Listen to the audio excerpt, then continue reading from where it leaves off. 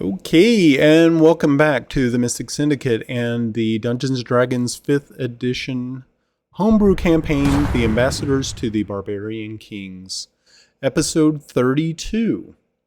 I'm very sorry for missing most of the month of December. It seems that we had to take a kind of a break off. We had company come in. We had people get sick.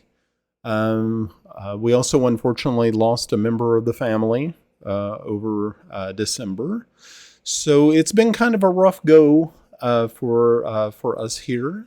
Hadn't really had a chance to get in and play some D&D. We have some slight technical difficulties this evening, but I think we got it all ironed out. So we're definitely hoping that that will not hinder us any further. Big thanks goes out immediately to Anna B. Meyer for her beautiful maps that she provides to the world to be used at any given time. So we thank Anna B. Meyer for allowing us to use these maps on our stream. Big thanks goes out to people in chat. If you even if you show up late, that's cool. At least you're here. That's kind of great. Big thanks go out to the players who have been able to pull themselves up by their bootstraps this evening and get to the camera. So we're really thrilled to see all of them. I'm going to now pass it over to the players to do their introductions. I am the Dungeon Master. I'm Brian. Shane? I'm Shane. I am the cleric named Afton. And, also Shitstir and moderator. Mostly Shitstir. I'm Christy, the shifter fighter. Athena. I'm Rob. I'm Nathanius the Rogue. I'm Max. Athena, I'm the ranger. All right. So the last time that we all met, which was actually, I believe, the first weekend in December, so it's been over a month since we have played, you all were escorted through the southern part of the Velvet Empire, and you actually made yourself... you actually were escorted all the way to the lair of the Velvet Queen, who you are supposed to be visiting, bringing gifts and also trying to get some more information on the next part of your ambassadorial journey. So you right now have been kind of dropped off at the entrance to this large citadel, which is located at the edge of a forest. And you can actually see that the plains open up to the north, where you're kind of leaving the forest behind. These walls look to be at least 25 feet high, and there are at least 3 or 4 large towers inside of this fortress city. And you can actually see that there are a pretty decent amount of people here. There is a population. Primarily, you have a combination of humans and elves. Sometimes you do see gnomes. Don't see a lot of halflings around, but you do see primarily humans, elves, and gnomes. So the gate to the fortress is open, and it is being guarded by 2 elven archers who they did watch your approach, and they do know that you were dropped off by a company of rangers. So they kind of figured you do belong there. So how would you like to proceed? Well, since we did kind of just get out of a big battle Yeah, you not did. too long ago, I would say warily, very very tiredly, and just kind of let the guards kind of lead us forward, so we don't have to start and cause any issues with something we say or do wrong.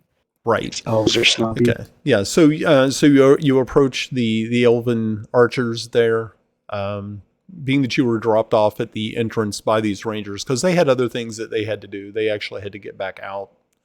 So you were I see. now, yeah, you've been kind of placed in the hands of these guards, and one of them, a male elven ranger, approaches and says, "Good day, lords and lady. How are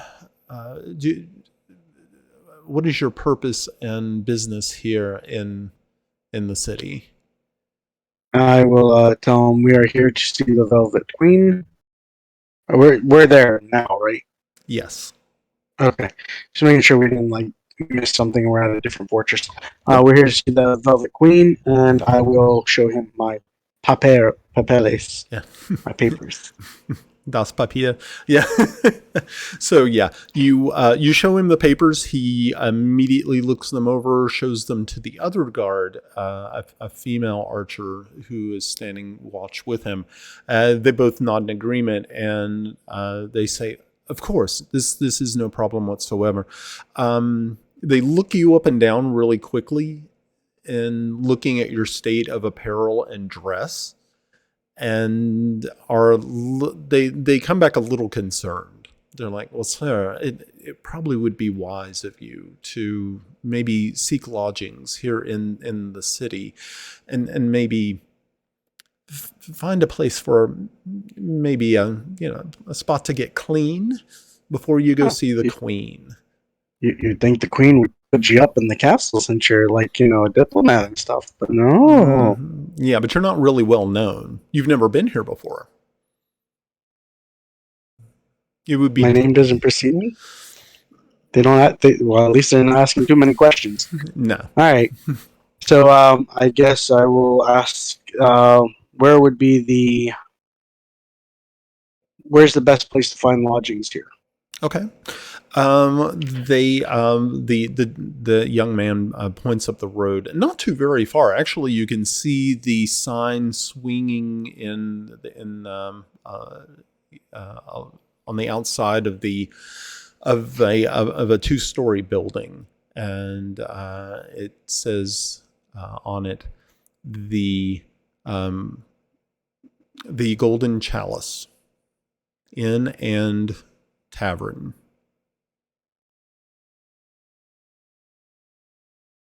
I feel like that's something I should not look up on Urban Dictionary. Yeah, I wouldn't do it either. But I probably will. So I will say, One all right, goal- we will one- head that way. One golden chalice, two And- girls. Yeah. Oh, God. 2 elves, 1 golden chalice. Jesus. Okay. That intro music will haunt me until the day I die. For good reason. I will... I will thank him and ask that if he could pass word on to the royal guards that we are here and where we will be staying in case they need to come and get us. Right. Yeah. He says that is no problem at all. So here, as a matter of fact, and he reaches into his tunic and he brings out a small. It looks almost kind of just like just a regular gold piece, but if you look very carefully at it, you see that it's kind of like it's a token.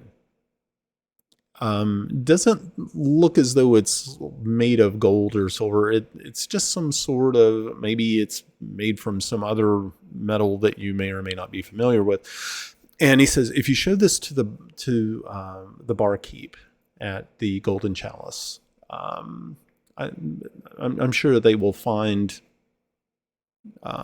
good lodgings for you. I mean, you do seem to be carrying special news to the Queen. We certainly wouldn't want you to be, I don't know, molested. and your stay. Again. Molested again. So, yeah, he hands you this token.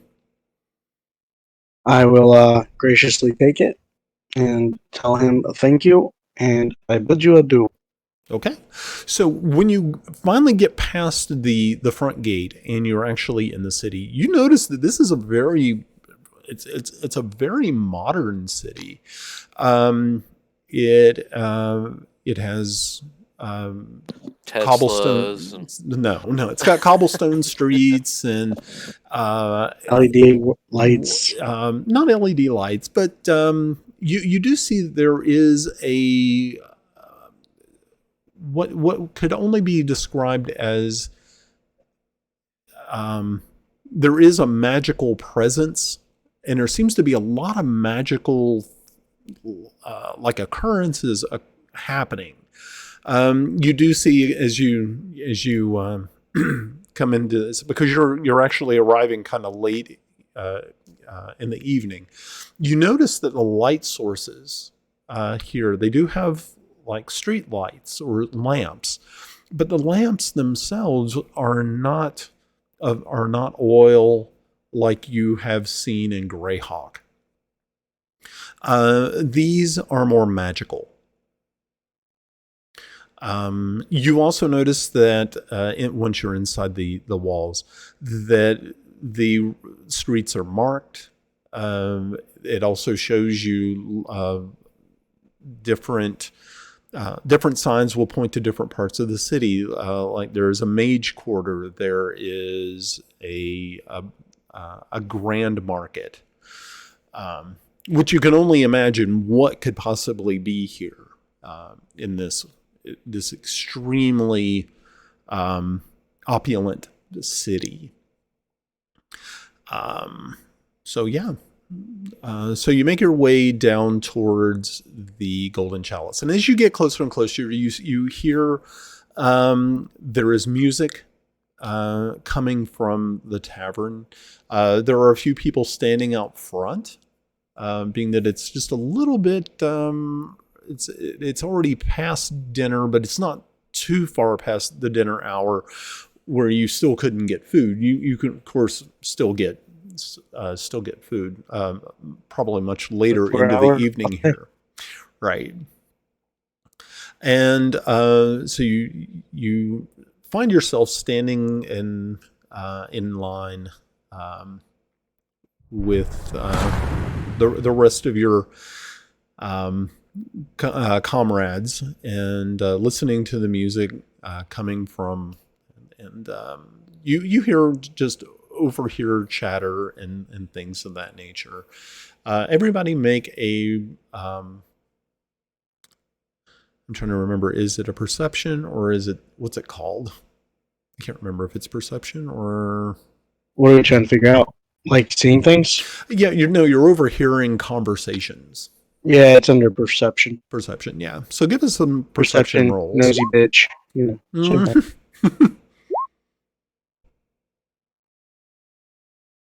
Okay.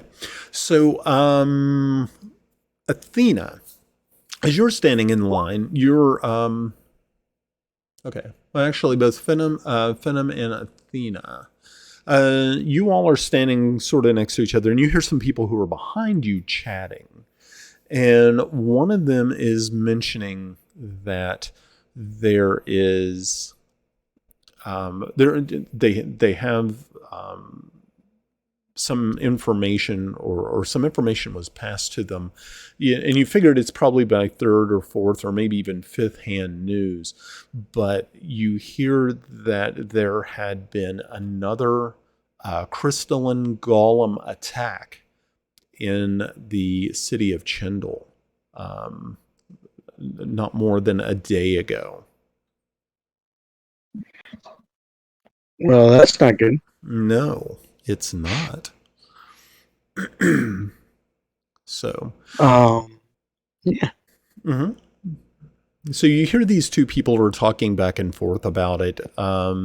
They don't, you don't hear them say any names or any specific places. You just know that is what they're talking about. Did we hear the name Chindle? Yes, you did.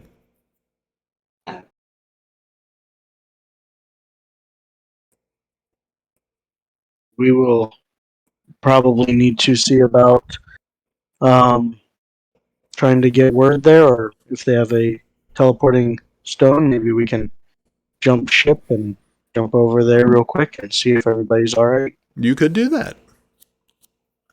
Yeah, because remember, this is, like I said, a pretty magical identifying place. So most likely they are going to have a teleportation circle, probably in one of these large towers that are attached to the actual citadel itself.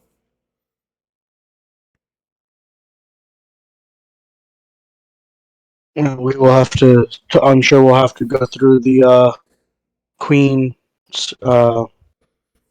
lead magic person to get access to the teleporting. So we'll have to wait until probably tomorrow after we've cleaned up and slept and ate and. Right. Yeah. So you're definitely going to have to see the queen before you're going to be able to probably have access to certain locations within the citadel and city. Okay. So Would very I be good. able to turn around and say, "Hey, I heard you say Chindle. Can you tell me more about that incident?" Yeah, you can. You can easily approach them. I mean, if you right now just turned and just looked right then, they would be literally right behind you. Right. Okay. So when you turn, you see that there are two human. One's a male, one's a female. You can see that they are. They look similar in features, so you're thinking that there may be a family resemblance. So you're thinking, okay, it's probably a brother and sister. It could be, something of that nature, maybe cousins. But the man was the one who was delivering that information, which means that he may be a traveler.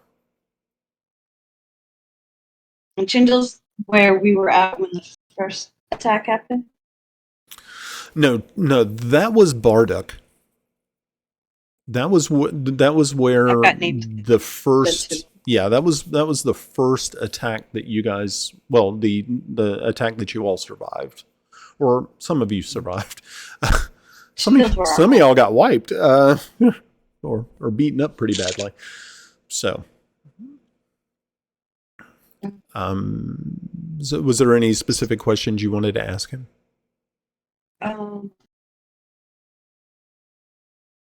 Yeah,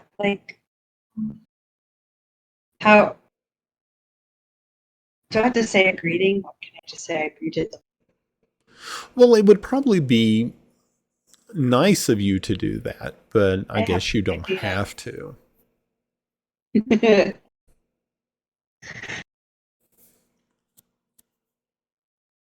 Hi, sorry, I couldn't help but overhear you say Chindle. And something about crystal? Yeah, they both kind of give you a quick glance, and yes, the man says, yes, I just returned from Chindle, just a couple of days ago. Yes, it was a terrible affair, actually. It was an attack on their market area. I was just finishing up with a transaction, had actually just packed up my cart and was starting to head north. I just barely got out of the market area when the attack occurred.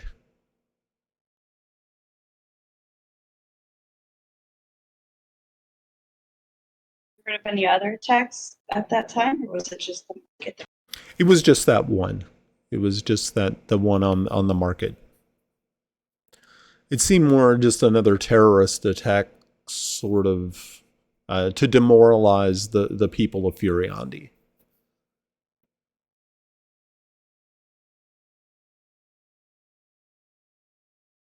Thank you. Mm-hmm. I have a house there. That's why I was asking. We were there a few other more days ago. Okay. All right. So you get to the door and you are greeted by an elven woman who is probably stands a little over 6 feet tall. She has long, brownish, lightish brown hair, and she wears a pair of square framed glasses, and she's holding a couple of boards, which obviously have menus upon them. And she says, "Welcome to the Golden Chalice. How many are in your party?" We have 4. She says, "Please follow me." And she takes you in, and the place is actually pretty busy. You are afforded a table. They didn't have any more booths left over, but they did have at least one table a little bit further to the back away from the stage. So you can actually get a good view of the entire room and the stage, where at this point in time you see 2 gnomes, and up there, one is using a violin and the other one is using a lute, and they are playing music and are collecting tips as they do. They are actually from your ear, you get this feeling that they are trained musicians. They are not amateur. And every once in a while, one of the gnomes will use magic in the form of an illusion to enhance the enjoyment. So every once in a while, there'll be a ripple of applause cut through the dining room area. So she finds you a table. It's, like I said, sort of more towards the back, away from the front entrance. But once you take a seat, you're able to notice that directly to your right is an exit. That if you had to make a speedy retreat, you could easily get to that door, probably before any other patron would be able to do so. So we need to keep that in mind in case he throws something. So she places the boards down in front of you and says, "This is the fare of the day. Please take your time to look over it. I will send someone over to assist and also take your order. What would you like to drink? We have ale, we have mead, we have beer, and of course we also have just good old spring water, whatever you prefer." I'm going to look at her and ask for a warm mead with some apple slices in it, if they don't mind. Okay, she's that is no problem at all. I'll have one of those too. Okay, so 2 meads, warm with apple slices. I will have a beer. Okay. Yeah. I will take a whole bottle of whiskey. Okay. Gonna be making. I'll get one of those as well. Gonna be making fortitude checks later for Nathanios and Venom, so that ought to be fun. Okay. She hurries off, and within about 4 minutes, she comes back with a tray of your assorted drinks, and she is followed by a gnomish, a young gnomish girl who looks to be probably no more than her probably early 30s, being that they gnomes live a pretty decent amount of time. And so the elven woman says, "Jira here will take care of you," said, Jira, I know this is your first table, and I'm going to be keeping an eye on you, so make sure to get the order correct. Okay? And you see the young gnome look up at the elven woman and give her a quick nod. And she immediately turns to you, and now I get to go into gnome voice. Yay. Good evening. How are you doing? We're doing fine. How are you? Oh, I'm good. And so what would you like for dinner?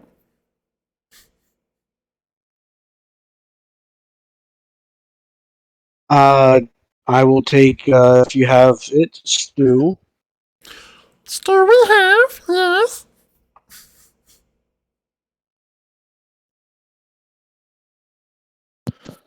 Can you list your entire menu? Oh, of course I can. We have... And all of their ingredients. Yes. No. Just in case of allergy. No. Yes. No. No. We have stew.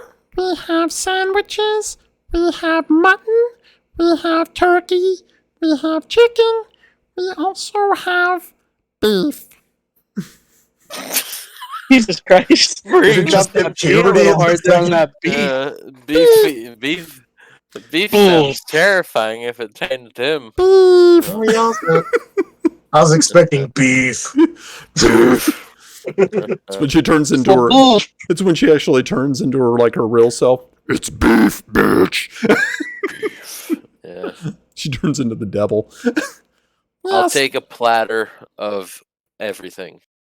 Oh, okay. You want the house special? Okay. Yes. Okay, so she takes everybody's orders. Anybody else ordering, or is everybody else too scared to do so? Especially the beef. Do they have dino chicken nuggets? Not chicken nuggets, but we do have chicken. Yeah, fuck it. Same time. I Okay. think it's due to. Just cut them into the shapes of dinosaurs. She looks puzzled because she's never seen a dinosaur and is not very familiar with them.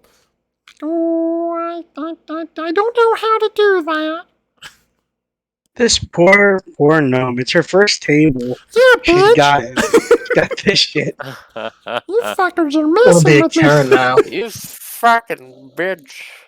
I want to ask to speak to its manager. Speak to its manager. Just out walks. Hi, I'm Karen. It's like when you see this half orc walk out, just with a big old club. I'll take my chances. You'll take your chances. Okay, so is everybody else done with their orders, or is there anybody else asking? Okay, I'm done. Okay, so yeah, if everybody's finished, she says, "Okay, well, thank you very much, and I'll be right back with your order." And so she sort of skips away from your table and starts making her way back towards the kitchen area. That's how you know she's new, because she's skipping like she's happy to be at work. Yeah, she hasn't been broken yet. Her spirit hasn't been crushed. Oh my gosh. So yeah, you watch her sort of skip back to the back towards the kitchen just as the gnomes who are on stage finish their set. And you see some folks are getting up and paying their tabs and leaving. Some people just actually, from what you were gathering, kind of just stayed after dinner just to watch the show. So you can see that the bards up on the stage are probably raking in a pretty decent amount of gold, some silver, and they from what you could tell, being that they are professionally trained, it's probably needed. So it takes about 10 minutes for your food to finally get out here. And as you do so, Jira comes with one tray, a small tray, because she's kind of small, Yeah, but she's followed by the tall elven woman who helps her with 2 other trays, and they put them down on your table, and it smells wonderful, and the food looks fresh, and it looks very appealing. So once they get everything set, the elven woman looks and said, "If there is nothing else, we will leave you to it." I look at her and say, I was given this coin and told that I would be able to find good accommodations here by presenting it, and I will hold the coin out. Mm-hmm. She takes it and looks at it really quick, and she says, "Ah, yes. You must have ran into my brother." Okay, so she pockets it. So it's nepotism. Yeah. Okay. And she says, yes, if you're looking for lodgings, we do have rooms for rent. Being that it seems that you are probably of some special, a special traveler. My brother, obviously. Some of us are real special. Yeah. We will allow, we can give you 4 rooms at a rate of 3 silver a night. What was it? Sorry? 4 rooms for 3 silver a night. 3 silver per room. That sounds fine. Are the rooms close to one another? Yes, they would be adjoining on the top floor. Is that 3 silver each room? 3 silver. Yes. 3 silver each 3 room for the night. That works for us. Okay. So, yeah, you said you eat probably about 30 minutes that you got your food. The gnomes once again take the stage. The room is about half full at this point in time because it is getting later. As you all are finishing your dinner, the Jira comes back and starts taking plates, and she also hands you your room keys, and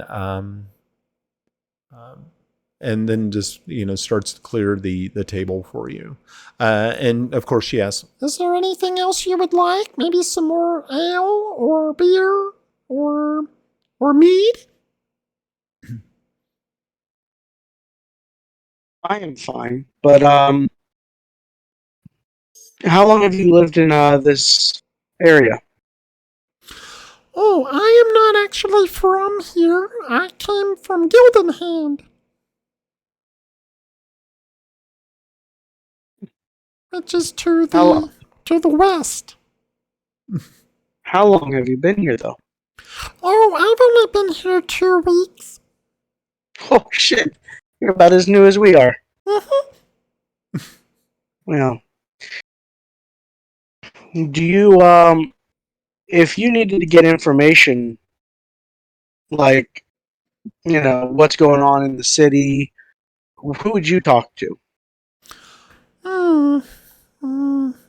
I would say the guards are good. You might want to talk to, you may want to talk to Rockjaw. He knows a lot of things here.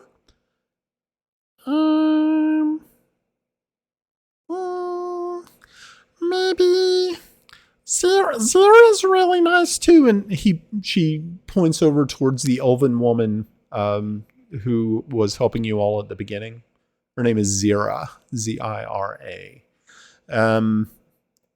But you're not too sure when she made the reference to Rockjaw. You're not familiar, of course, because you're new here. So, I'll if we be right need back. to One. find this Rockjaw, which one is it? Rot or Rock? Rock. No, that sounds like walk. Rockjaw. You can see she's getting frustrated with you. They've already broken her spirit. It's her first night. Oh well. At least she's got a cute wet You're nose. her first table, and you guys have already probably you've already broken her spirit. She's just gonna go upstairs and slit her wrist. I don't know what she's gonna. Go back west, Westy. Oh man, terrible. She couldn't make it in the big town. Couldn't make it in the big time, so you're gonna have to crawl back under the porch because you're obviously not a big dog. Back to the mines, gnome. Back to the mines. Oh Yeah, no. they're like canaries. You just put them ahead of you, and if they pass out, Oh man. Woo. They're like canaries. That's nice. I will tell her thank you, and we will be probably seeing her tomorrow. Okay. So she finishes clearing off the table and leaves you to watching the gnomes as they once again are on the stage and are doing their show and doing some magic along with also playing music. Like I said, there's a kind of a steady stream of people coming in and out. There's really no one that stands out or anything that you see. You do notice a couple of folks who come in who are wearing Queen's Rangers cloaks, but you don't recognize any of the ones from the band of Rangers that had escorted you here.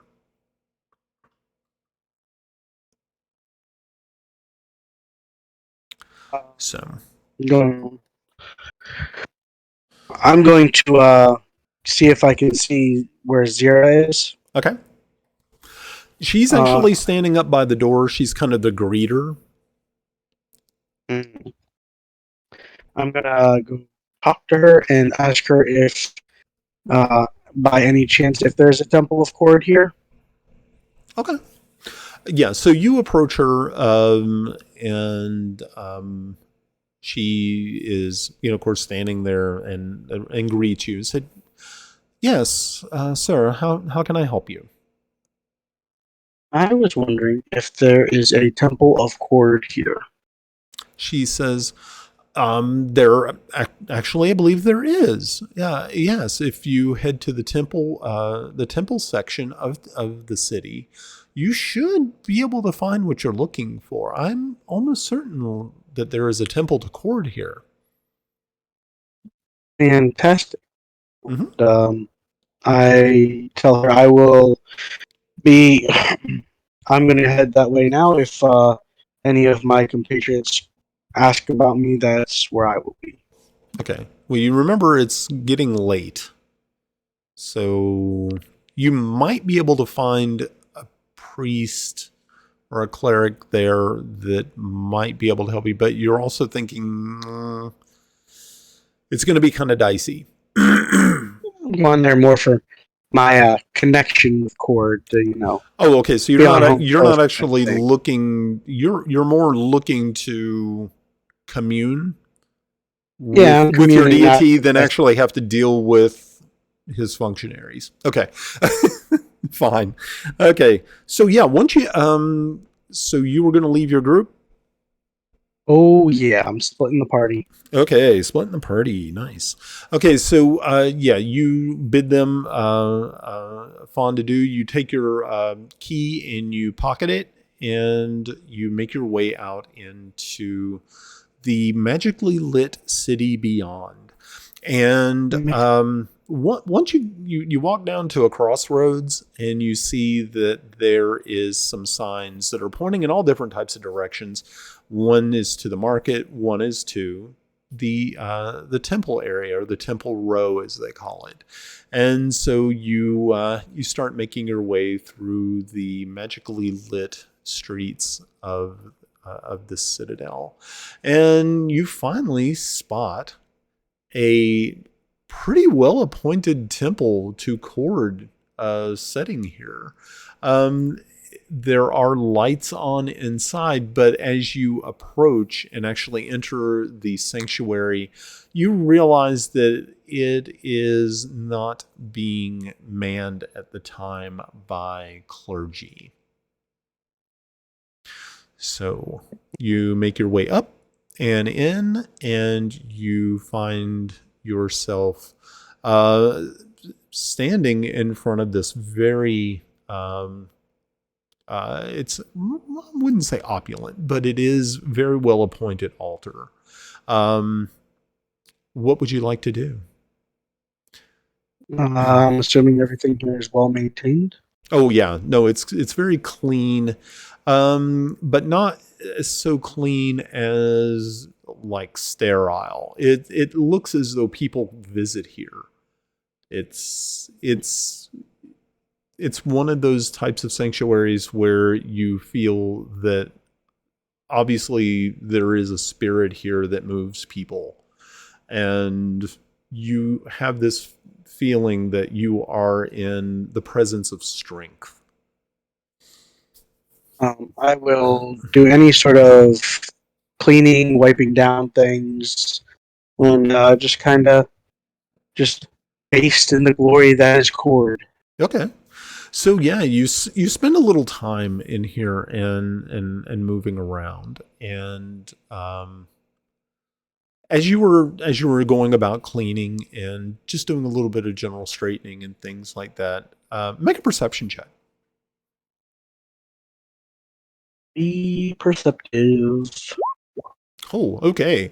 So you're turning, and out of the corner of your eye, you believe sitting in the dimmest part of the sanctuary is a very muscular man who is sitting in a pew at the end of one of the in the back row, who you're not really too sure how long he's been here because you did not hear him approach. He may have actually been here. He may have actually been here for some time. It's the muscly on paper boy. Hope he's coming to bring me some good news. Maybe not. He doesn't. He doesn't seem to be. It doesn't seem like you're disturbing him, or he definitely wasn't disturbing you. You were going about your things, but he looks to be probably probably about middle age. You know, like middle-aged looking fellow. He has a long beard, but he looks like he could easily just destroy something. His arms are just huge. He definitely did not skip out on leg day either. So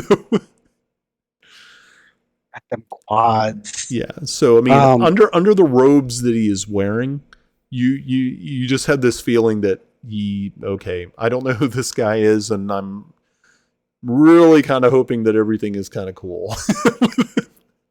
I'm going to say hail, brother. He like I said, he was watching you as you were doing this, and he says, hail to you as well, my brother. You must be new. All glory be to Cord. Indeed, all glory.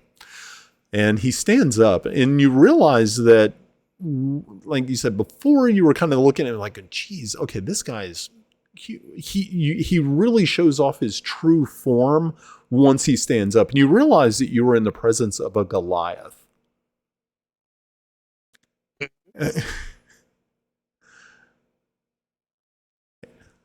And he looks down upon you, and he says, I was watching your diligence. I definitely see that you are one with the master. Well, I did my part. Hopes to honor him. He said, well, I believe you have done so.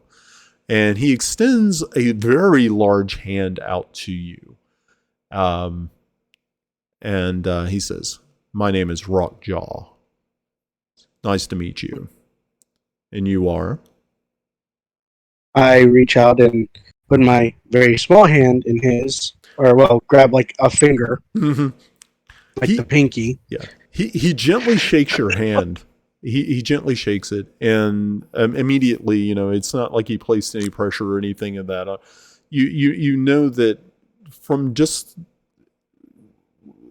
from what you're reading from his body language and his facial expression, you can see that this person is probably a very benevolent being. He just carries himself with such. You're not really too sure what you've never met a Goliath, so this was kind of a monumental situation for you. And he sits back down in the pew, and he says, "Well, as I'd said before, I've lived here all my life, and I've never seen you here before. You must be from a faraway land." Well, not as far as you might think, but I've been much further. He just gives you this broad smile, and you can actually see in his face, it looks as though his those facial features are kind of granite-like. I mean, you can see that there's actually skin there, but there's something about it looks as though like his lower part of his jaw is actually stone. But you know better. You know that that's not how Goliaths are made. You're kind of taken aback a little bit, but then once again you were overwhelmed by just his good nature and just gentleness that you see.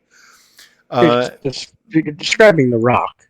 Yeah, pretty much. So what you see is, as you're standing there, you kind of look past him a little bit, and leaning up against the side of the wall is probably the largest two-handed hammer you've ever seen. It's just massive.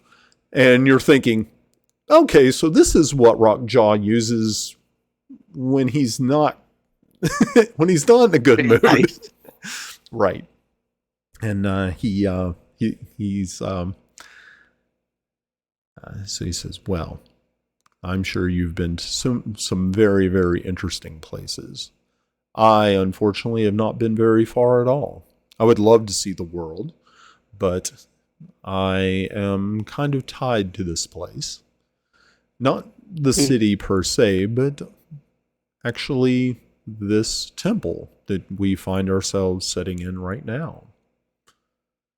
I do thank you for the care that you have taken. Being a stranger, you came in like this was your home.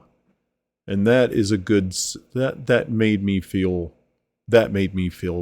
great to see an outsider, a new person, willing to come in and sweat a little bit to make sure that the temple was in good condition." Well, any place any place where Cord is welcomed is a home to those who follow in his footsteps, as well as can be done. Well said. Well said. So he says, "So, well, I don't want to keep you. I should probably be heading off. It is getting late, unfortunately. I hope that we get a chance to cross paths again." He said, "Are you going to be here long?" Hopefully we'll be here. We're to see her queen, tomorrow, and hopefully do well with that meeting, better than others we've had, and see where we go from there. Okay. He rises and he walks over to the large hammer that is sitting there propped up against the wall. And he heaves it up and puts it across the back of his neck. And he says, "Oh, well, Apton, it's been great chatting with you this evening. And I hope we'll get a chance to chat again soon. Usually you can find me here at this time of evening, just sort of checking in before I head off to my humble abode outside of town. Said, so yes. Hopefully our paths will cross. I look forward to crossing paths with you again. He just gives you a really broad smile again, and he proceeds out into the street. So what are you doing now? Well, once I finish doing all that, Mm-hmm. I will say a little prayer to, Cord and say, hi, hope everything's good with you.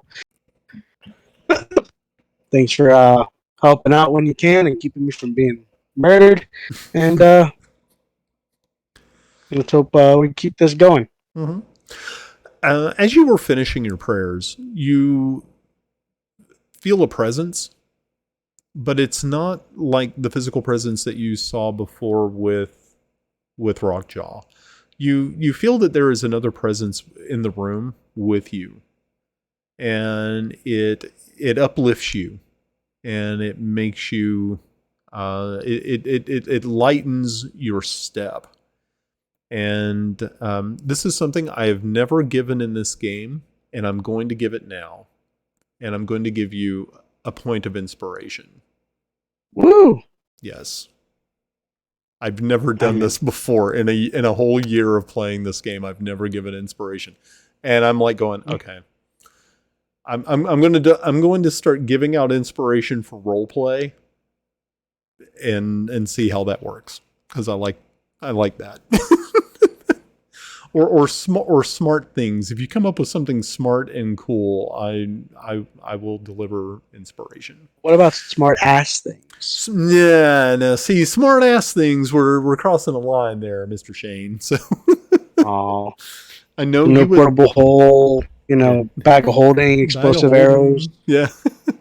No, unfortunately, explosive. It's like the arrows from what is it? The Dukes of Hazzard arrows. Dynamite on the end. Great. Okay, so yeah, you finish up and you start making your way back through the streets until you find once again the Golden Chalice.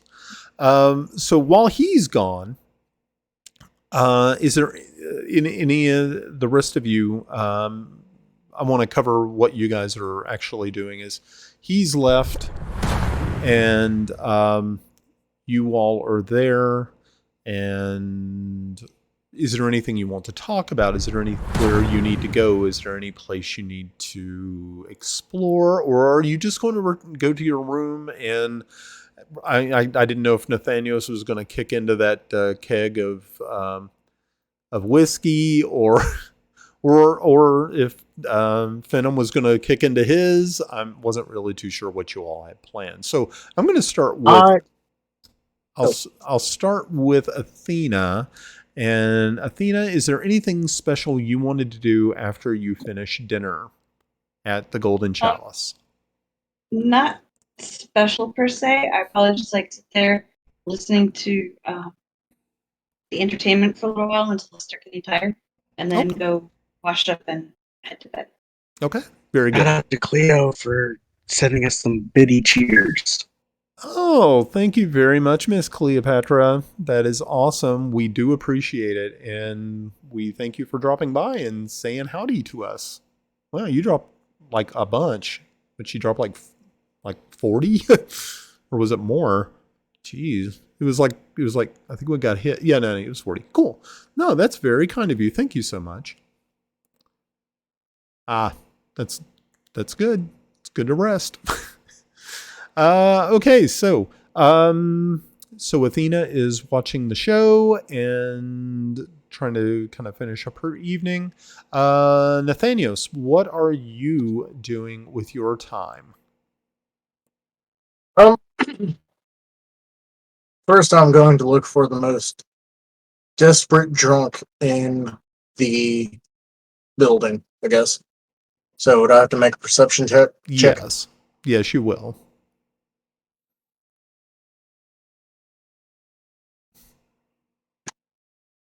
There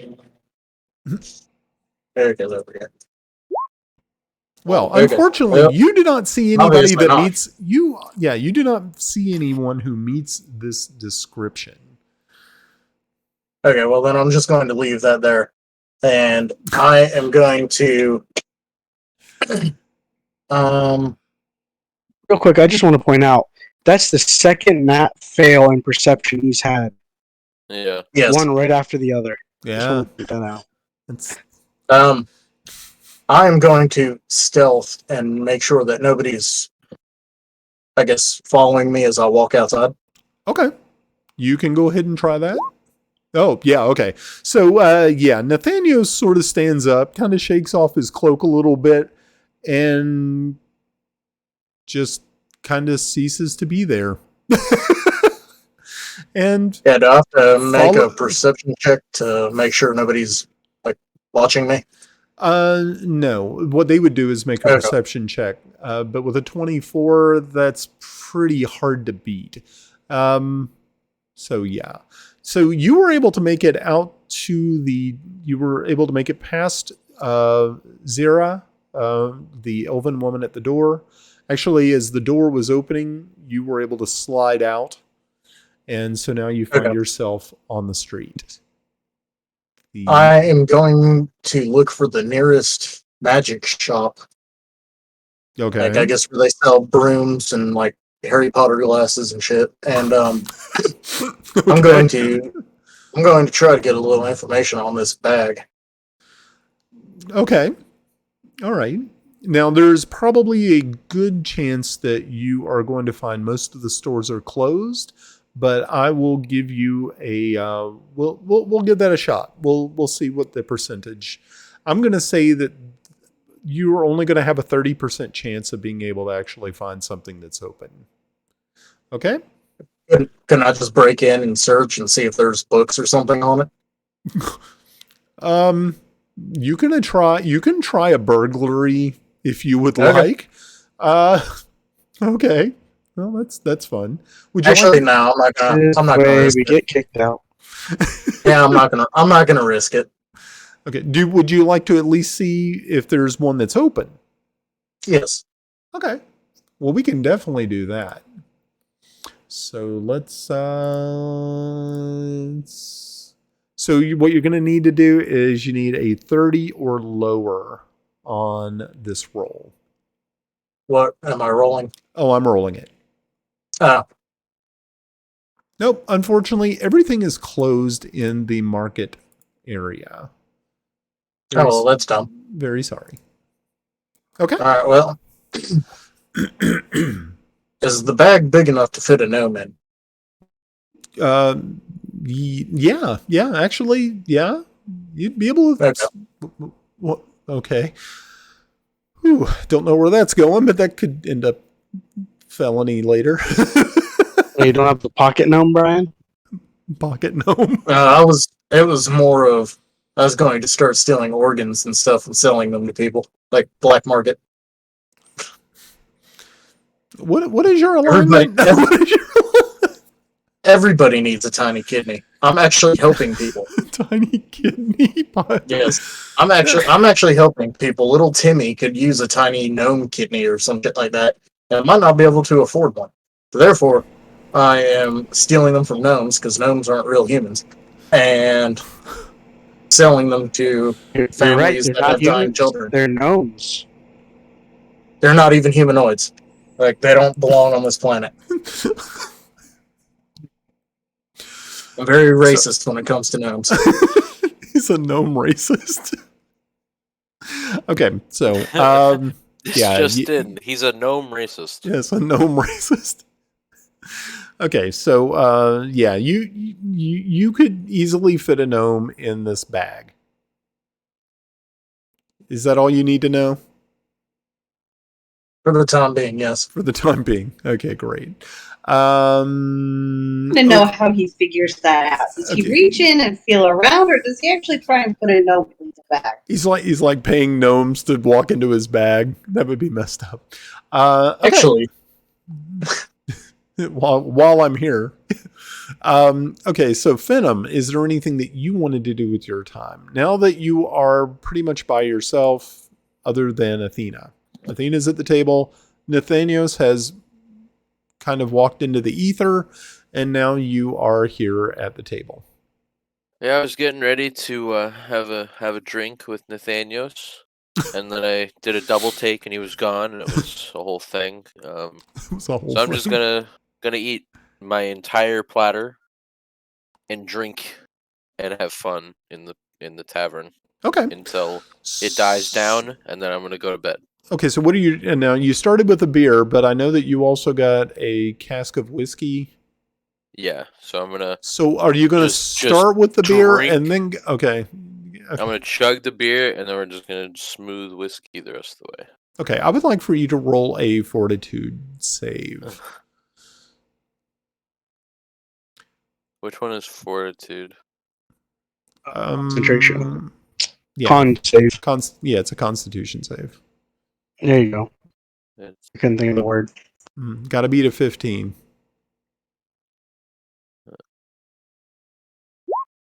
Oh wow. Okay, so yeah, so he pounds down that beer and then immediately opens up, just puts the opens the spigot up on this little tiny pony keg of whiskey and just starts tearing into it. And he does not seem to be too adversely affected by this whiskey.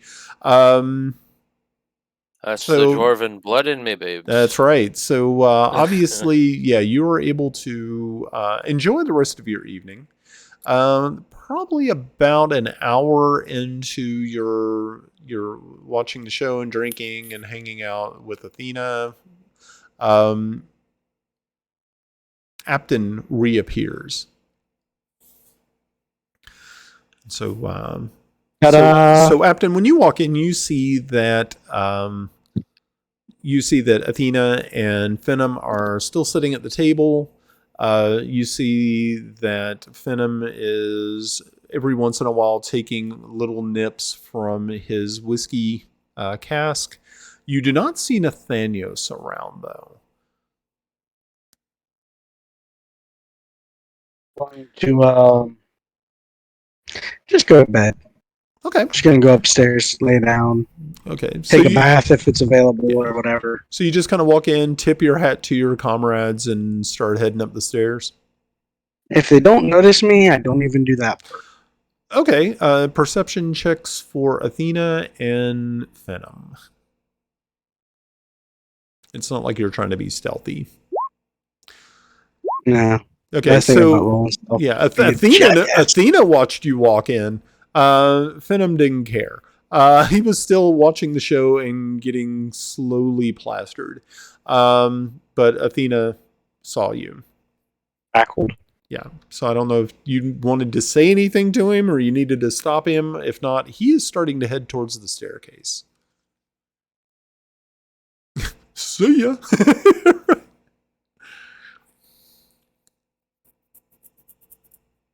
Okay, so upstairs and clean my matty fur. Okay, so yeah, you head up and you find your room, and when you open it, you realize that this is actually you've been in much rougher places. This is definitely not a Spartan existence that you are dealing with. This is actually a very well appointed room. You have a comfortable looking bed. There's a chair. There's a desk. There is actually a separate room that has a large clawfoot brass tub in there, and it looks as though there is a dumbwaiter in this room as well, and you're thinking that there's a chance that you could possibly order hot water to be ferried up the waiter for your bath if you wanted. Because it looks like it comes directly from the kitchen. I think I will go ahead and do that. Okay. I was looking to see if I can make my own warm water, but I cannot.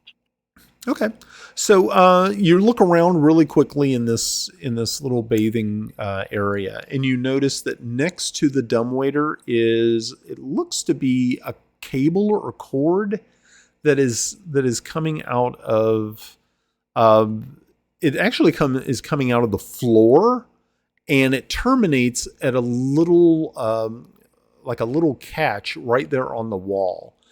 But you're not really too sure what it does, because you realize that it's definitely not the dumbwaiter, because the dumbwaiter cables are on the opposite side. So you're not really too sure what this is.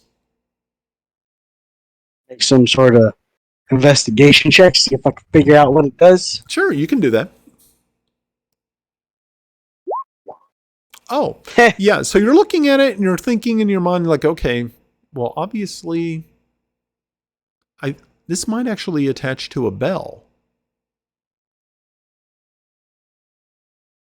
I'll give it a little jingly jingle. Okay, you shake it very quickly, and it makes a. You can hear below you in the floor below that there is a small bell is actually active. And in a couple of minutes, it actually in just about 10 seconds, the bell stops ringing, and you start to hear the dumbwaiter is actually coming up towards you. We'll watch it. Okay. Anticipation. Okay, so it does. Science. Right. So once it does, it gets up to your floor, and you see as it does so, you notice that there's sort of a sliding panel that is covering the dumbwaiter. We'll go ahead and unslide it. Okay. So you unslide it, and inside is a large metal pail full of steaming water. I might not be too smart, but I know when you got something hot and metal, you try not to touch the metally bits. It does have a handle. Yeah, I'm gonna try and not burn myself and put the water in the tub. Okay. Yeah, being that your size and strength might be come into question, but it's not like it's not like this is something you would actually have to roll for. So yeah, you were able to get the bucket out of the dumbwaiter and pour it into the tub, and it fills it up a little bit, but it doesn't fill it up as much as you would like. So you put the what are you planning on doing? We'll use the spell Create Water. Okay. So and I will create some water. Okay, so you use the Create Water spell. It fills it up to the layer that you would like. It's not as warm. Now it's not as steaming hot as it was before. But you put the pail back into the dumbwaiter, and it starts to lower. And then I'm gonna just slide right in and go. Yeah, because it's been a while since you guys have actually had like a chance. So as you're looking around, you notice that there is like a scrub brush, a soft scrub brush, and there does seem to be lye soap in a little sort of a little shelf right there by your head. And so you sink in and start to enjoy the warmth of the bath, and that's how you spend the rest of your evening until you want to get out. Yep. Okay. Anybody else? Anyone else? Everybody good?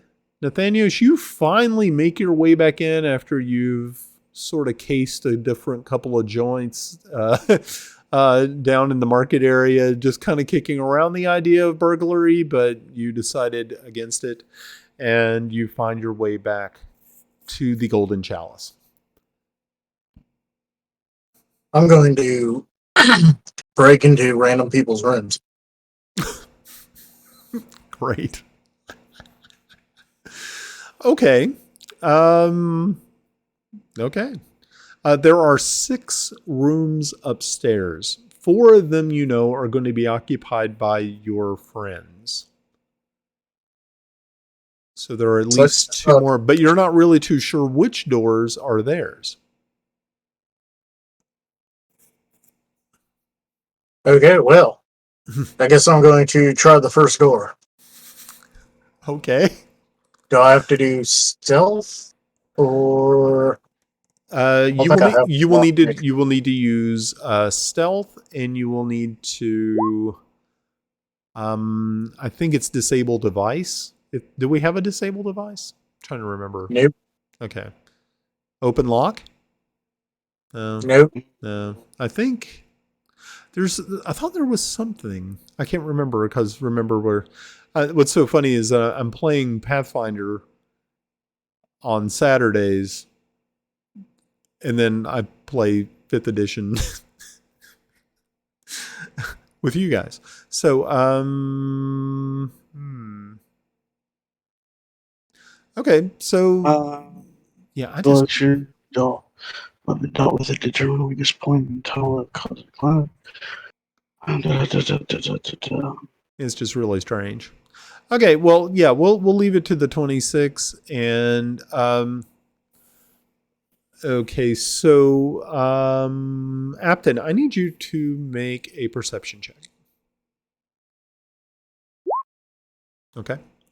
Alrighty, so you are enjoying your bath, and Nathaniel, so you walk into this room, and you hear someone kind of splashing around in a bathtub not too far away from you in an opposite room, and you are now make a perception check.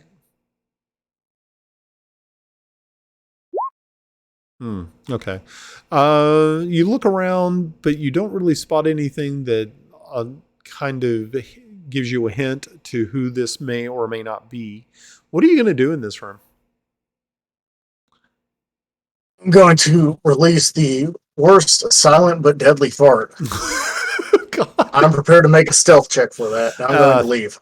Yeah, you will need to make a stealth check for that. Jesus.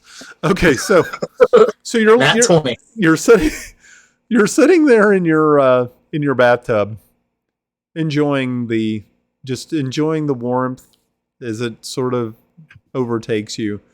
And Nathaniel, you're going to need to make one more stealth check to make sure you can shut that door as you leave quietly.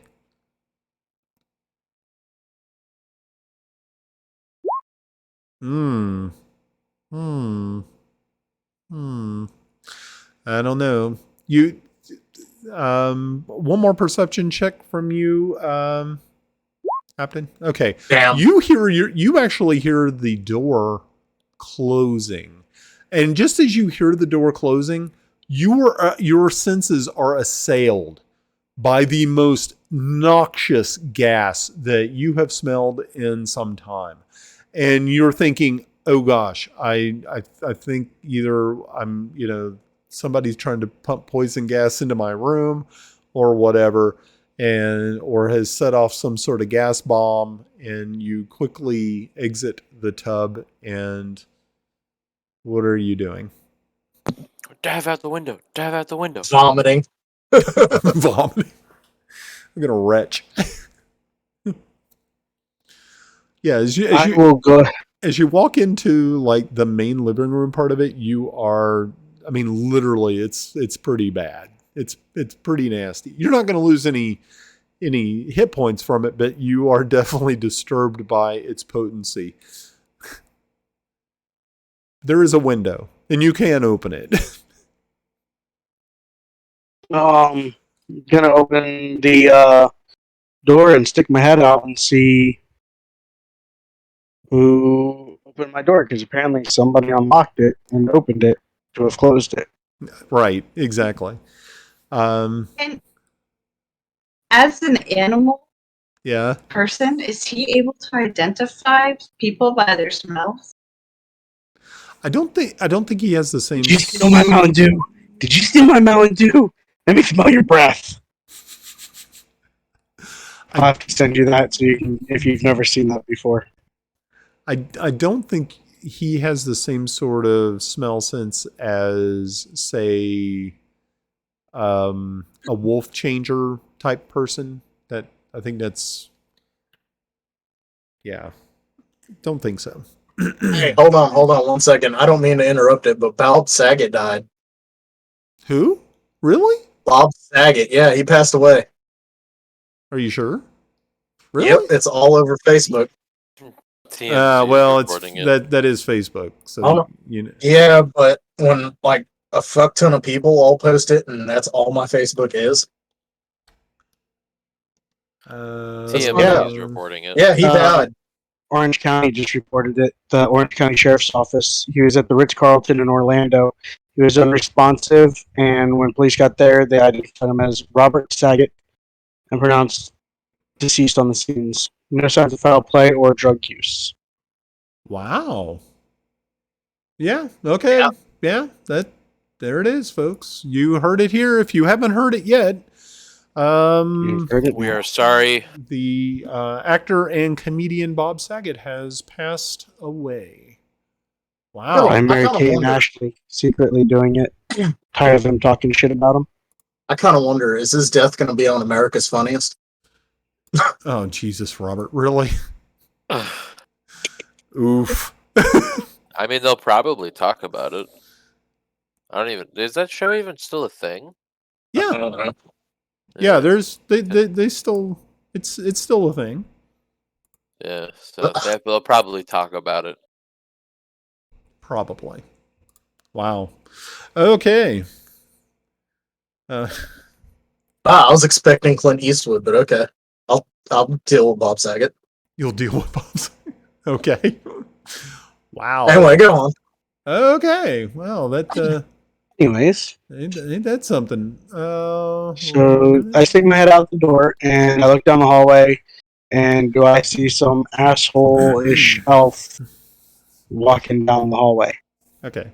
So you close the door, Rob, and you have at least let's see, probably less than a minute to make your way. Are you going to try to hide, or are you going to? Yeah, fuck it. Okay. So yeah. Okay. So I need you to make another perception check once you're in the hallway there. Okay. Damn it. So you see, sort of hiding in this little alcove, you just kind of see the shape in this alcove, which is probably about 10 feet away from you once you open the door. You are not able to determine who is in the alcove, but you definitely see that there is somebody sort of hiding in a shadow there in this hallway alcove. There are lights in this hallway? There are lights, but being that it's nighttime and everybody's supposed to be kind of going, they're kind of dim. They're not like bright. Oh, I use thermology to break energy, and I can cause flames to flicker, brighten, dim, or change color. So I will make them brighten. Okay. So Next to the alcove. Okay, so these magical lights that are in this hallway that have been dimmed now brighten significantly, bathing the entire hallway in bright light. And as you do so, you can see the grinning, kind of malevolent grin of one Nathanios, who is standing there in this alcove, just trying to keep sort of nonchalant.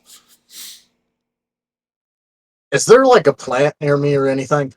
No, there is a plant. Oh God. No. Okay, well, anyway, I'm going to try to make it look like I'm taking a dump in this hallway. So that'd be persuasion, persuasion or deception. That would be deception. That's Okay. Oh God, Rob, please roll high, please. Yes. a decepti-dump. Oh. Ooh. Oh. So Wow. How do we figure this one out? That's All right, they roll once again. Best. Well, you know what? I'm gonna play this in a different way. Okay. So Rob, Nathanios, you are going to be very convincing that it looks like you're taking a dump in the hallway, and he believes you're really going to take a dump in the hallway, but he also believes that you were the one who cut that nasty fart in his room. So I'm sorry, I thought your room was the bathroom. Hence the reason you needed to take a dump in the hallway. Yeah, I'm not believing him for a minute. Because, first off, why would a bathroom be locked in a hallway? Why would you have to pick the lock to a bathroom? It could have been out of order, and I just didn't care. I can't tell you how many times the bathroom at my workshop is out of order, and people still choose to shit in the fucking toilet. It happens. Oh, Lord. I'm gonna look at him and say, Nathanios, keep fucking around and you're gonna find out. And I'm just gonna shut my door, relock it, and go to bed. But I'm also gonna wedge a chair under the handle. Uh-huh. Okay. I'm gonna knock on his door and be like, housekeeping? Good. There'd be a fireball and a whole fight. Okay. So, Apton, you retreat back to your room, air it out as best you can, and spike the door with a chair, and prepare yourself for a nice evening of rest and hopefully relaxation. So, Nathanios, you're sitting there in the hallway with your pants around your knees, making it look. Are you really going to take a dump in the hallway, or are you just going to do something else? As disturbing as this seems. Mm. I thought we were going to get to see the Queen tonight, but I think everybody's. No, I think that's about it for me. Okay. So, I was gonna steal something, but since it was Shane's room, at least I got fart in it. Yeah. Okay. Okay, so you make your way to your room, and you find your room is very similar to the one that you were just in, that Apton was staying in. It has a large tub. It has a very nice bed, comfortable chair, a desk if you needed to write something, and it does have an outside window that you can open or close. So you guys downstairs, Athena, you end up probably about 20 minutes after Apton goes up. You feel that you have sufficiently met your level of tiredness, and you bid Venom a good evening, and you wearily drag yourself to the top of the next stair, and you find your room. The hallway is the hallway is dim, and it's also very, very quiet. As you find your key and place There's it a in, slight poop smell. there's a slight odor, but it's not as intense as it probably once was. And you do realize that it was obviously some sort of probably bodily expellation. I don't even know if that's a Someone word. needing to use the Yes. Yes. So you find your room is very, very comfortable looking. There's a bathtub. There's a dumbwaiter that you can call for hot water if you want. What are you planning on doing?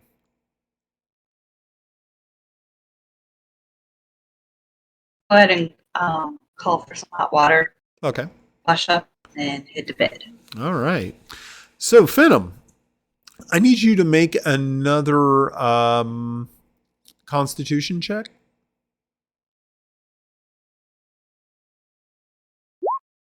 Okay.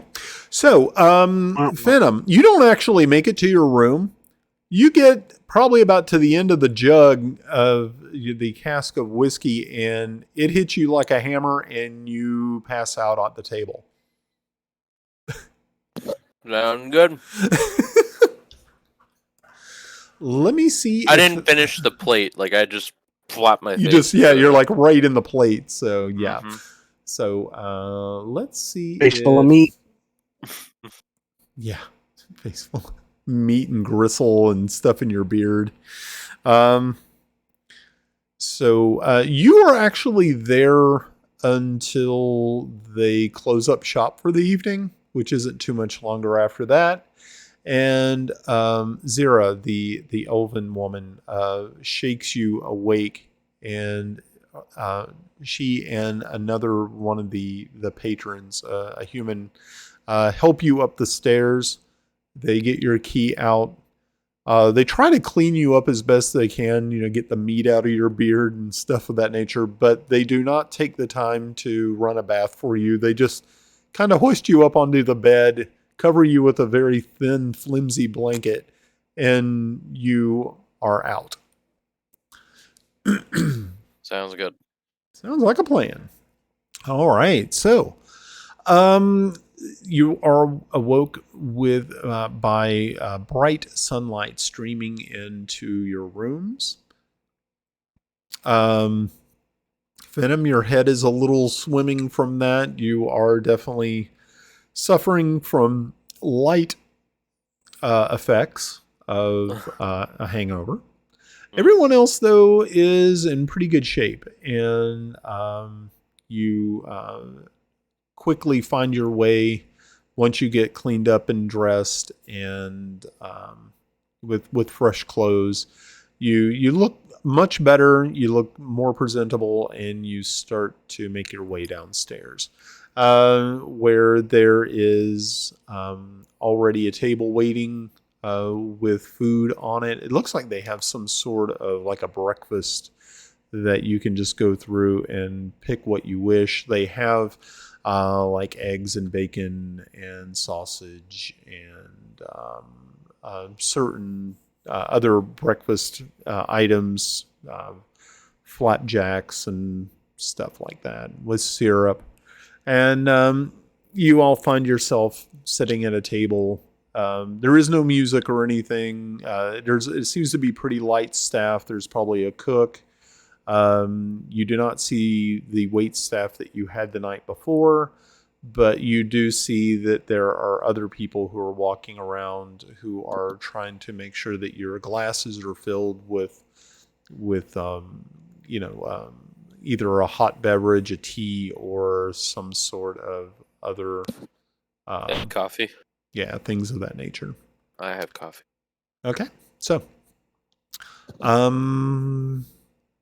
so you all are now sitting at the table eating breakfast. Any conversations that need to be done, or any before you go and actually see the queen? Going to point out that Christy is using the restroom. Oh, That's why she disappeared. she's missing. Mm-hmm. It's a blur. That's what that smell is. What? Damn. That's Alright. probably just your upper lip. Oh. Going to say, let's be on our best behavior here. We do not need to make enemies with any of the people we are supposed to be making allies with.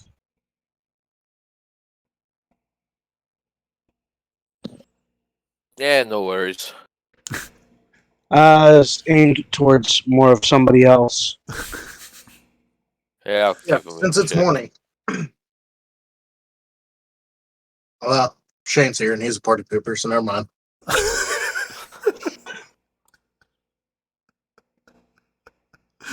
Oh boy. I'm going to look around for my glass of whiskey that I left last night. Your flask of whiskey that you left behind.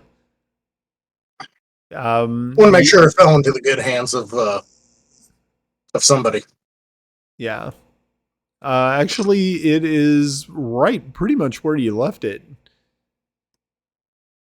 Some pretty poor cleaning and maintenance. I know, right? Yeah. You have to give this. You have to do a what is it? Give it only 3 stars on Yelp. They're Fuck it, losing I'm a gonna Michelin take it. star for this. At least it wasn't stolen. Yeah, right. This is a really nice neighborhood. Yeah. I'm going to take it. I'm trying to find how to get to my inventory sheet. Okay. I don't know how to do inventory. Imagine that. Imagine the inventory sheet being where it's supposed to be. Okay. Oh well, that's stupid. I don't have any water skins. All right, never mind. You can always probably pick some up. All right, well, I'm going to take the whiskey with me and carefully walk around until I find some water skins. Okay. Alrighty. So, yeah, we'll wait for Christy to get back. And while we're waiting for Christy to get back, let me go ahead and do some shout outs on the stream so that we can, recognize some of our nice, the nice folks who are on here this evening, chilling out with us. Let's first start with our extremely good friend, Kim. Kim, who is a regular and also drops by every so often and hangs out with us. Super nice to see Kim at any time. If you get a chance, go over and check out Kim's Twitch channel. She does all types of really cool stuff. She plays games, but then she also does arts and crafts. So make sure to give her a go look. It is super, super cool over there at Kim's place. Oh, yeah, I would definitely want to give a nice shout out to Northerly. If you get a chance, go check out Northerly. He also streams Dungeons and Dragons on Sunday evenings. He actually streams, I think, about 2 hours before we do. And it was nice of him this evening to give us kind of a little raid where he brought some folks over with him. And so we're very, very pleased to have Northerly with us. He actually came on our stream last Friday evening, I think it was, and hung out while we played Phasmophobia, which was a load of fun. Let's see, is there anyone else? And also let's make sure that we mention our own Rishiku. Make sure to check out Rishiku's site as well. That's also Rishiku is our own Apton, cleric Apton here. So make sure to check out his site as well. There's so many more people to. Let's see. Let me make sure I got this right. Yes. Also make sure to check out our friend Infernal Venom, who also has a site. Make sure to give him a look and also a follow if you would like to do so. And if we can ever get Rob's stream back up and running, we will definitely try to get him some views. So, all right, Christy's back. All right, Christy's back. Yay. Okay, so they're all sitting around eating breakfast, and Apton has just informed everyone that they should all be on their best behavior when they go to see the Queen. Not just to see the Queen, but in general. Okay. Definitely noted. Okay, so yeah, you definitely want to make sure that everybody looks like they are in their best gear. Um, and so once you get done with breakfast, it is about mid morning, and you have been um, you were not really given an actual audience time with the queen, so you may have to actually check in with the royal guards to cement an actual time.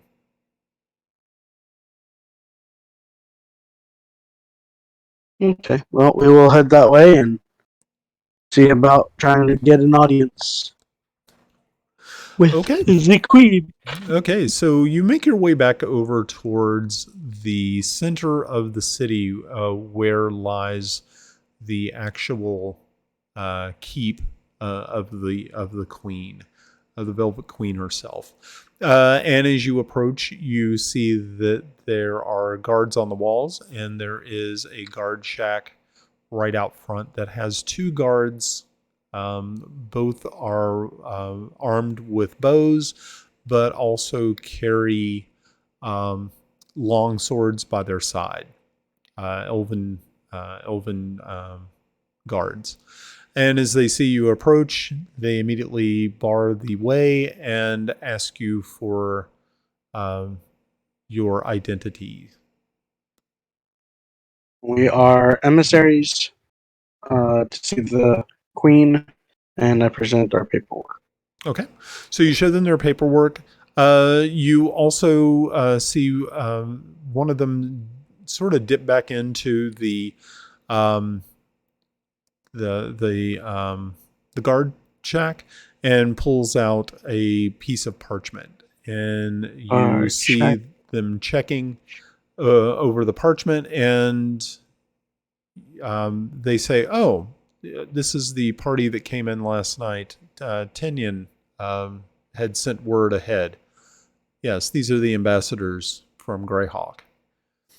And they swing the gates open for you, and now you are walking um, through the portcullis there and into the courtyard beyond. About 40 feet away is another doorway, and standing outside of this doorway is a human male wearing robes, and he has a gold chain, noting his station that he is a part of the Queen's Privy Council. So you kind of realize that this person is probably royalty. Maybe not royalty, maybe just nobility, but they do obviously hold an office within the court. So as you approach, you see, you get a better view of him. He is probably in his late 40s, graying hair, bespeckled, and he has a light gray beard. And he says, "Oh, welcome to the Velvet Empire. We've been waiting for you. I see that, oh, you seem to be missing some people. We were expecting to see others." Well, it has been a very treacherous journey, and we have lost many and left one behind. I'm sorry to hear that. That is quite unfortunate. He says, so he looks at a parchment that he has rolled and says, "Oh, so you must be Father Apton." And he looks around and he says, and you must be Miss Gray. Oh, very nice. Okay. So at least we have two of you. And he looks over at Venom and Nathanios, and he says, "Oh, so neither one of you are the sorcerer? No? I Oh. thought she was. The sorcerer, he stayed back in Tyndall to help with some issues that arose there. Okay. Oh, I see. All right. That's no problem. So, he says, well, and so be it. He motions for you to follow him. And you all start making your way into the castle proper. Again, you are greeted by these magical lights in the hallway, and they are much brighter than the ones that you saw in the hallway of the Golden Chalice. And you finally come to two very large wooden doors that are ornately carved with two dragons fighting on him. And he says, wait here one moment. I will check and see if Her Majesty is ready to receive you. And you see him go through the doors. You don't see anything kind of beyond it. And he shuts the door behind him. And you can hear his footsteps along the stone floor on the other side. For a little while, they kind of echo. And then you hear nothing. And you're kind of left waiting there in this hallway by yourselves for about 5 minutes, which isn't really that strange. You were left kind of in the same sort of similar situation when you went to speak with Queen Zan of the Vesvi. But this is when you were there at Queen Zan's court, you were actually watched. Of course, you were also accused of murder, but that was fun. Alrighty. So you now hear the footsteps once again approaching. The elderly gentleman opens the door and asks you to step inside.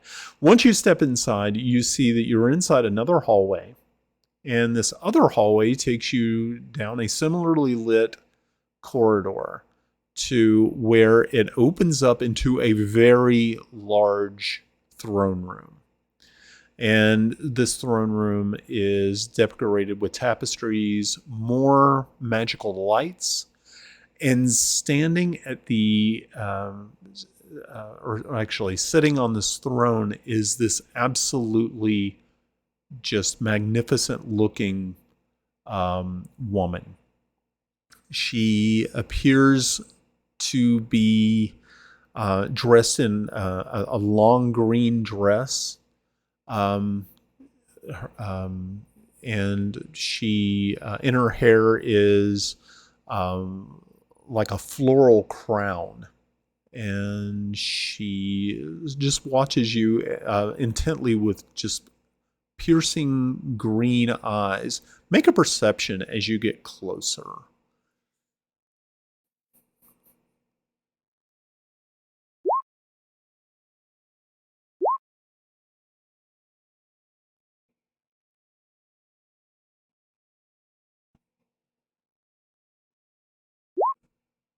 Okay.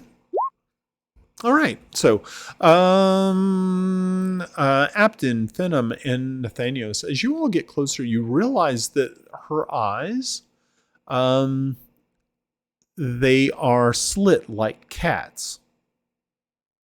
And Is a demon, let's kill her. And they're bright green. So she's a demon, let's kill her. So you all, you walk in, and Apton and Athena, being that you all have actually been before royalty before, you kind of know exactly the protocol. So you stop at the proper distance and deliver the bow and curtsy. I need insight rolls for Nathanios and Venom. This isn't going to go well. Oh, damn, I got -1. Oh, Jesus Christ. Really? Yeah. Okay. Wait, where is that one? Insight. Oh, there it is. Okay. I got 14. All you needed was a 10, so that's fine. So you're able to kind of anticipate what's happening, and you're watching both Athena and Apton, and you stop properly and mirror their actions. So, His which is actions, not mine. yeah, his actions, not yours. So, you deliver the bow, curtsy, everything, and then you once again rise, eyes cast down as normal, and you just have this feeling that she is studying you. Not really too sure what to make of you, and then you hear some whispering. Make a perception check.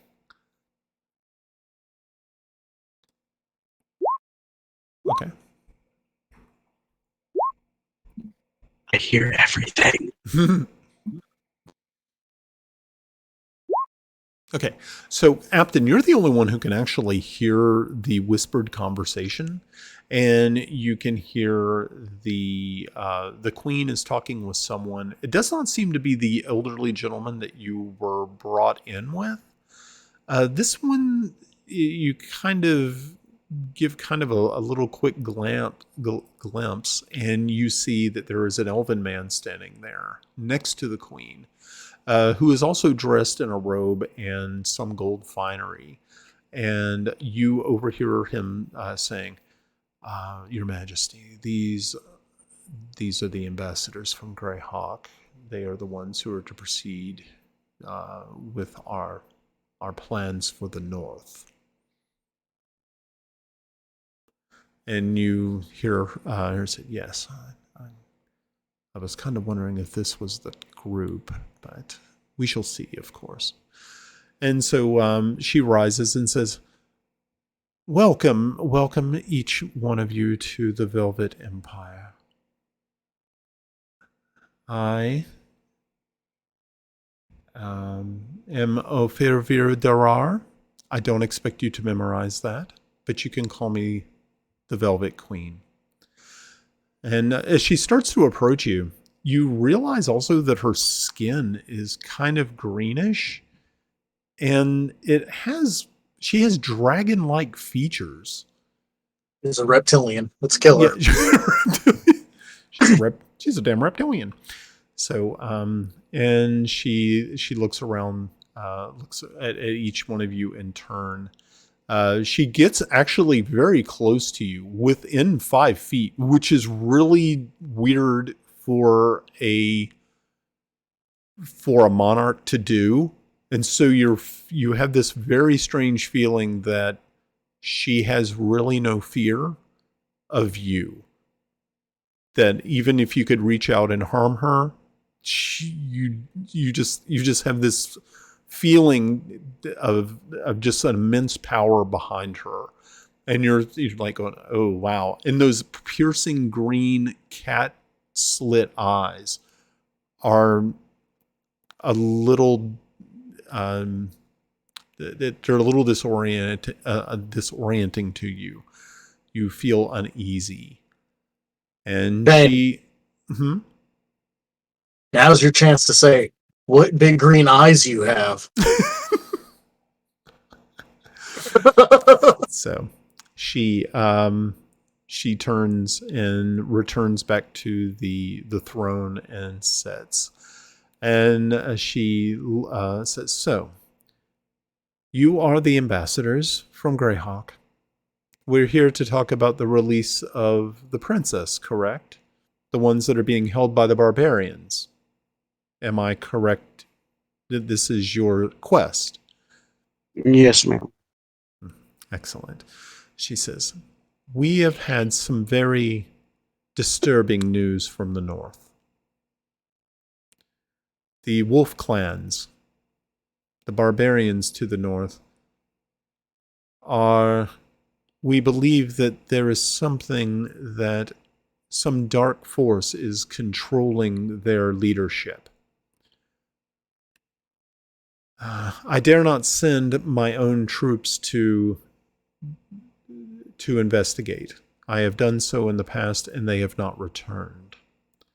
And I hate to place this burden upon you, but being that you are supposed to talk with the barbarians anyway, to secure the release of the princess, I figured that while you are there, you can also find out from us who is controlling the barbarian hordes.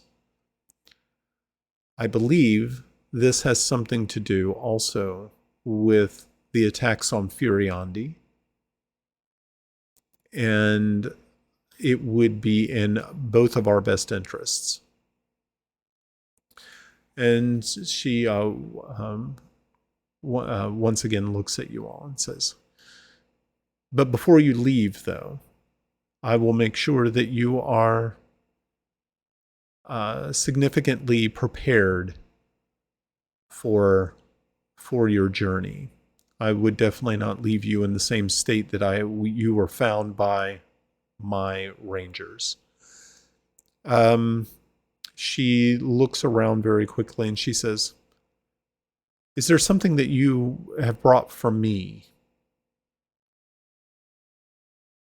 There was much stuff we had brought in hopes to honor you.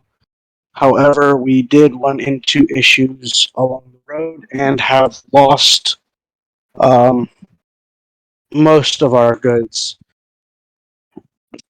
Oh, that is a shame. But I do We understand. We stopped in what's the name of that town that I'm gonna Apton place and I'm gonna turn into mine. Amarillo? Yeah. We're in Amarillo, and we found that we had found somebody there who had killed my friend's family and friends as a child, and we handled the situation not to the queen theirs most ideal way, and so she banished us from the place, and all of our goods seem to have gone missing once we were exiled. Ah, I see. So I guess Queen Zan did not find your staying in Amarillo to her liking. Well, that is a shame. I'm going to look at her and say, I'm sure you can understand that need to correct what has been wronged. Yes. No, I do understand that. I do understand that you came very far, and you have obviously have tales to tell, and stories of both triumph and defeat.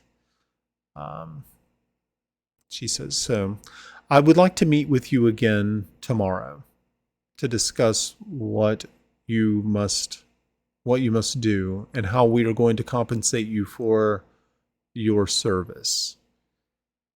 Said, while you are here, though, I would like to move you into the to the castle itself. So I hate to. I'm sure your lodgings are fine and adequate, but I do feel that you would be safer here because there are forces at work that do know and have been following your progress. You may not have known this, but we have been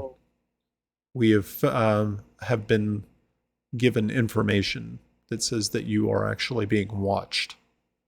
By what? We're not sure. I have no doubt in my mind with the things that we've gone through and seen. She says, so very well. So we will speak again of this tomorrow. Until then, I will have my guards retrieve your gear from the inn or inns that you may be staying at. Just let them know, and we shall move you into the quarters here for the time being. She looks over at the elven man next to her and says, Relafan, will you please make sure that this gets done post haste? And you see the elven man, give the salute and bow, and immediately walks over towards you. The queen then stands up and actually leaves the room. So Relafan is actually standing there in front of you at this time and asking you your information, where you're staying at, and gets all that information. You were then shown to other rooms inside the keep. They are about the same or a little bit better than what you had experienced at the Golden Chalice, but you kind of figured it would be. And you are also given more of those tokens that you can use in different locations and stuff like that.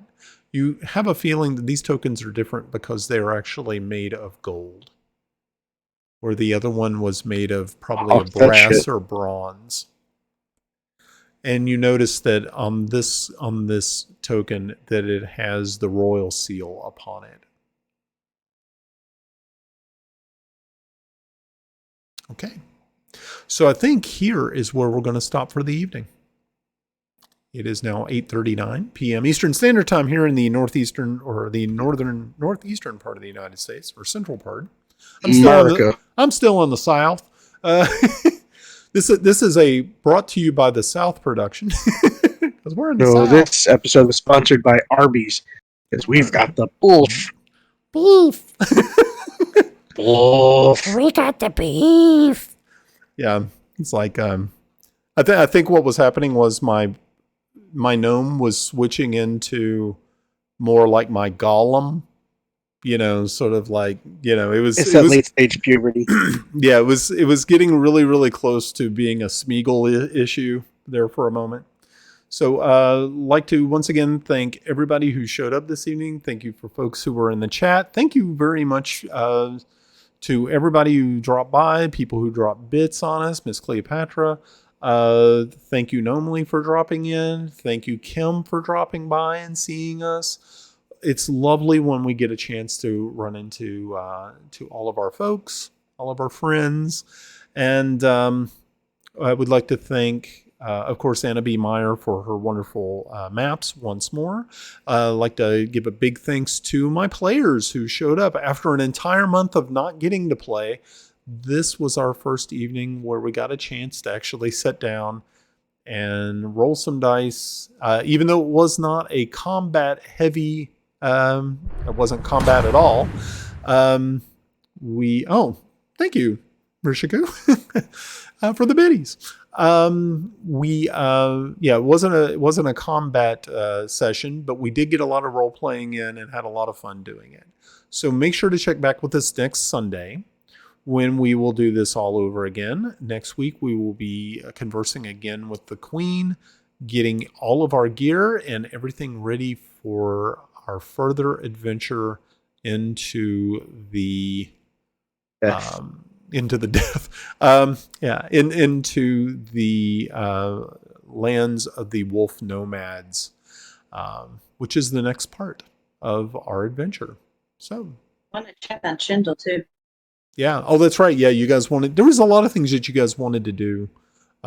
So actually, probably the next episode might also be kind of more role play than combat. But then after that, we're gonna be getting into enemy territory, so to speak. So just be prepared for that good stuff. So, all right. Well, thank you all again. All right. So I guess we're done. It was nice seeing you guys again. Thank you all very much for coming and playing. And we will catch you next week. Bye, Have a good night, y'all. Have a good night. Good night. Good fight.